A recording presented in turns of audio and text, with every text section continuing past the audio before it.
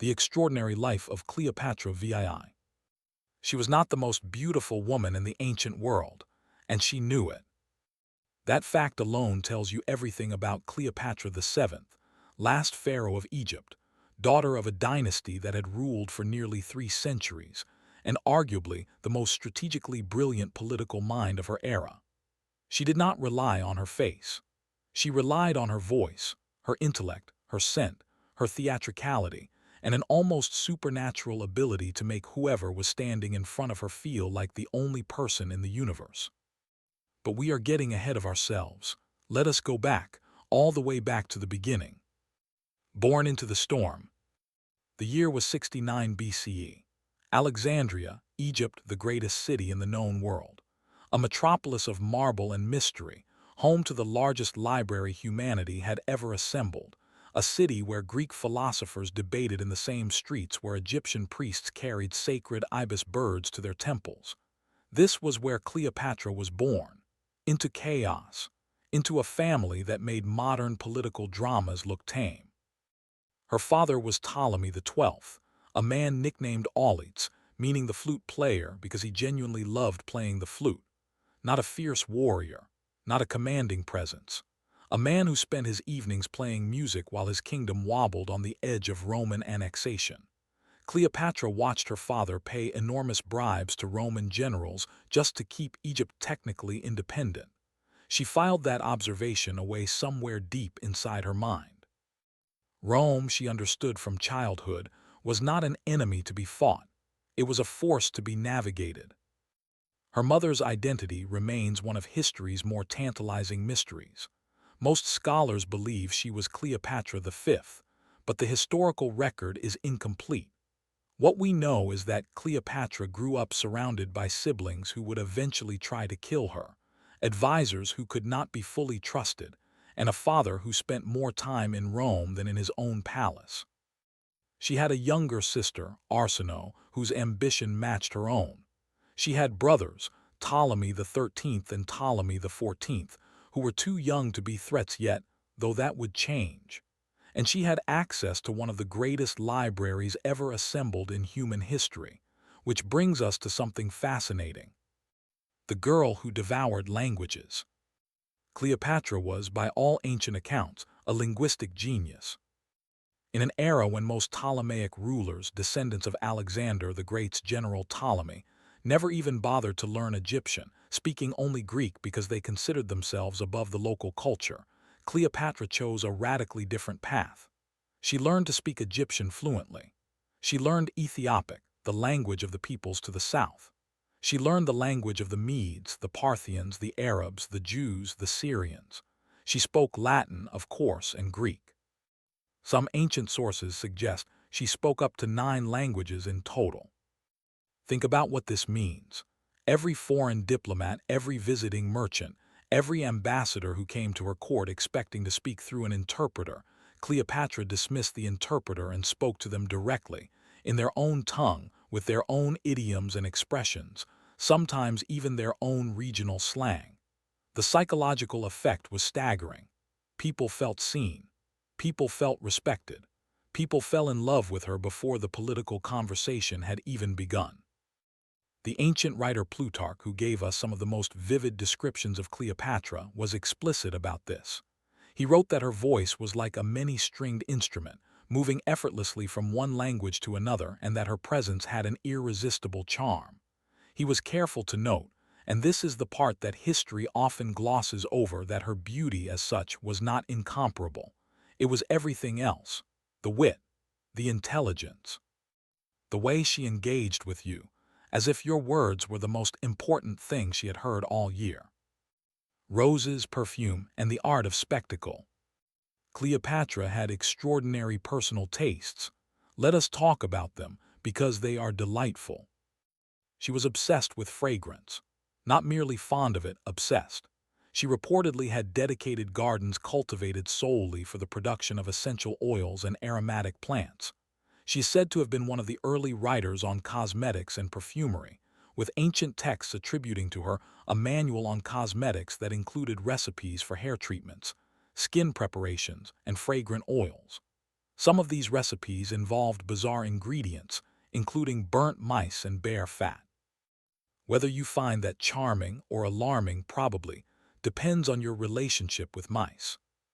She wore a specific perfume known as kaifi, an ancient Egyptian blend so complex that its production required over 24 ingredients and took days to prepare. Kaifi was not merely a scent. It was considered medicinal, spiritual, and deeply sensual all at once.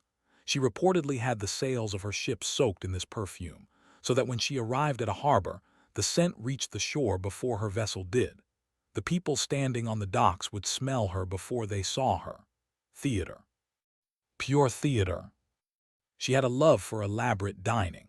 When Julius Caesar visited Egypt, Cleopatra reportedly hosted banquets of such extravagance that even the hardened Roman general was visibly impressed.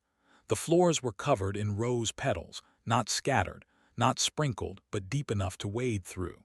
The dishes arrived in gold and silver vessels. The entertainers were world-class, but perhaps more important than the spectacle was the conversation. Cleopatra was a sparkling conversationalist. She was funny. She was erudite. She debated astronomy, philosophy, mathematics, and military strategy with genuine curiosity and ferocious intelligence. She also had a very specific and somewhat eccentric personal quirk. She loved proving people wrong, not aggressively but theatrically. There is the famous story of the bet she made with Mark Antony. He wagered that she could not host the most expensive meal in history. She accepted. The meal was prepared. It was lavish but not extraordinary by royal standards.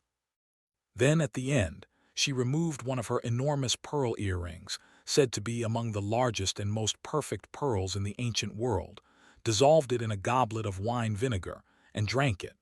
Pearls, as it happens, do dissolve in acid. The single earring was worth roughly what modern economists estimate to be tens of millions of dollars. Antony, the story goes, conceded the bet immediately. Was it dramatic? Absolutely. Was it wasteful? Perhaps. Was it calculated to leave an impression no one would ever forget? Completely. Exile smuggling, and the most audacious entrance in history. By the time Cleopatra was 18, her father had died and she was supposed to co-rule Egypt with her younger brother, Ptolemy XIII, who was perhaps 10 years old. This was standard Ptolemaic practice, a queen co-ruling with a much younger brother-king to legitimize her reign. In practice, Cleopatra did all the actual ruling. Her brother's advisors, a faction of palace officials led by a eunuch named Pothinus, resented her power and her independence. They outmaneuvered her politically and had her exiled. She was forced to flee to Syria, where she spent months raising an army. Then Julius Caesar arrived in Alexandria. Caesar was the most powerful man in the Roman world. He had come to Egypt on the trail of his defeated rival Pompey, but Pompey had already been assassinated on the beach, his head presented to Caesar as a grotesque gift. Caesar was now in the royal palace, technically neutral, but obviously the key to whoever would control Egypt. Cleopatra needed to speak to Caesar. Her brother's faction had the palace surrounded. Any envoy she sent would be intercepted. Walking through the front gates was impossible. So she had herself smuggled inside a carpet, or possibly a linen sack. Sources differ on the exact container, and carried through enemy lines directly into Caesar's chambers. When it was unrolled before the Roman general, out stepped the 21-year-old queen of Egypt. Caesar was 52, battle-scarred, famously difficult to impress.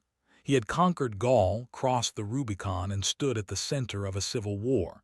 He had seen everything. He had not seen this. By morning, they were lovers. Within weeks, Caesar had intervened militarily on her behalf. Within months, her younger brother had drowned in the Nile during the fighting, and Cleopatra was queen. Caesar's world. The relationship between Cleopatra and Caesar was not just romantic. It was intellectual and political and genuinely warm in a way that surprised even ancient observers who tried to dismiss it as mere manipulation. They took a long voyage together up the Nile, on a magnificent royal barge, discussing philosophy, astronomy, and the nature of the calendar. Yes, the calendar. Cleopatra, deeply versed in Egyptian astronomical traditions, contributed to conversations that would eventually lead Caesar to commission the Julian calendar reform, the predecessor of the calendar we still use today. Her fingerprints are, quite literally, on the measurement of time. She bore Caesar a son, Caesarion, whose name means Little Caesar. She traveled to Rome with the child, where she was installed in Caesar's private villa. Romans were not entirely pleased about this. Caesar was technically married to someone else. The sight of an Egyptian queen living openly with their dictator stirred public discomfort. Cleopatra, for her part, seems to have navigated Roman social politics with characteristic cool. She gave interviews. She had a golden statue of herself installed in the Temple of Venus, because she had publicly identified herself with Isis, the goddess, and Caesar had identified himself with Venus, so the symbolism was pointed and deliberate. Then, in March of 44 BCE, Caesar was assassinated on the Ides of March. Cleopatra was in Rome when it happened. She fled home to Egypt almost immediately.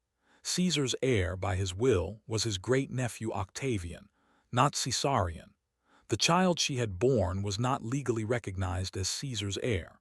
She returned to Alexandria carrying grief, a small son, and a political problem that had no clean solution. Mark Antony, and the greatest love story antiquity ever told. After Caesar's death, Rome fractured again into civil war, eventually stabilizing into a triumvirate, a three-way power sharing between Octavian, Lepidus, and Mark Antony. Antony took control of the eastern provinces, which meant Egypt fell within his sphere of influence. He summoned Cleopatra to meet him at Tarsus, in what is now southern Turkey. The summons had the tone of a Roman general calling a client queen to account. Cleopatra chose to reframe it entirely. She arrived on a barge with gilded stern, purple sails, and silver oars that beat time to the music of flutes and harps. She reclined beneath a canopy of gold cloth, dressed as the goddess Isis, surrounded by attendants costumed as sea nymphs and cupids. The scent of her perfume drifted ahead of her across the harbor. The entire population of Tarsus, including Antony's own retinue, abandoned their posts and ran to the waterfront to watch. Antony sat alone in the marketplace. She did not go to him. She sent an invitation to dinner. He came to her. Their relationship would last over a decade. It was stormy and warm and politically explosive. Antony was everything Caesar had not been: impulsive, theatrical himself, deeply emotional, magnificent in battle but erratic in politics. Where Caesar had appreciated Cleopatra's intelligence with a kind of Roman reserve, Antony matched her exuberance.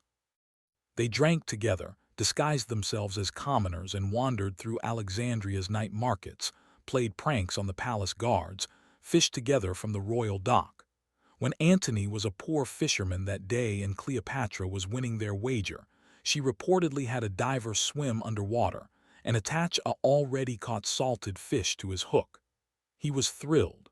She revealed the trick and laughed herself breathless. She bore him 3 children.